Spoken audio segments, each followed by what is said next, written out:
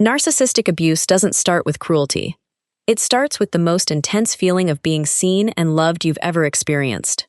The common assumption is people stay in abusive relationships because they're weak or don't see what's happening. But the research tells a more complicated and more useful story. If you actually looked closely at what is happening underneath the surface, the biggest surprise would not be how strange or rare this is. It would be how common it is, and how clear the psychology behind it actually becomes once you see it. So rather than stopping at the symptom, let us trace it back to where it actually starts and what is keeping it in place. The pattern usually starts before the person notices anything is wrong. Narcissistic abuse follows a predictable cycle: idealization, devaluation, and discard. The victim is drawn in by genuine warmth, then slowly destabilized, then discarded or punished for asserting their needs. What looks like a flaw or a failure of will is usually a protection strategy that outlived its usefulness. The pattern feels normal from the inside, precisely because it has been there so long. That is why understanding the cycle matters beyond the surface level. It is part of the actual mechanism driving the behavior, not just context around it. If you slow the pattern down, it becomes easier to read. Most people are not choosing this consciously. They are running a program that was written before they had any say in it. Researchers have mapped the underlying mechanism with a fair amount of precision. The intermittent reinforcement of alternating warmth and coldness creates a neurological bond similar to addiction. The brain's dopamine system becomes wired to crave the highs and tolerate the lows in pursuit of the next reward. This is an automatic process, not a deliberate one. That distinction matters enormously for how you try to change it.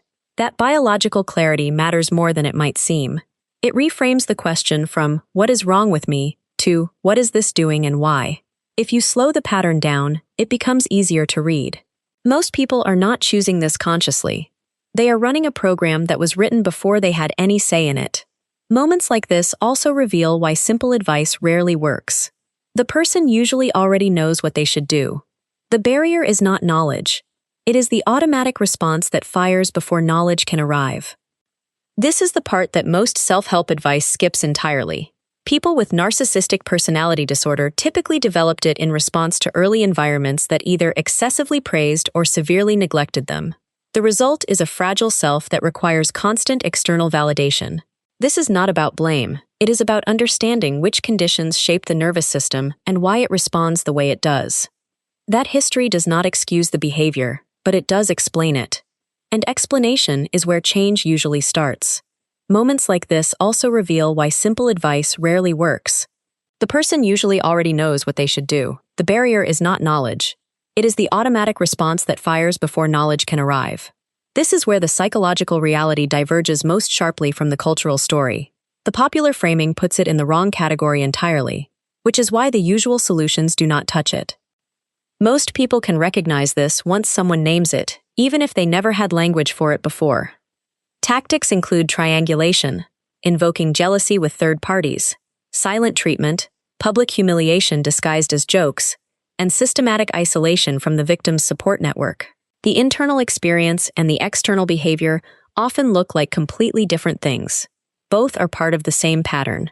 The behavior will keep repeating until the need underneath it is addressed directly.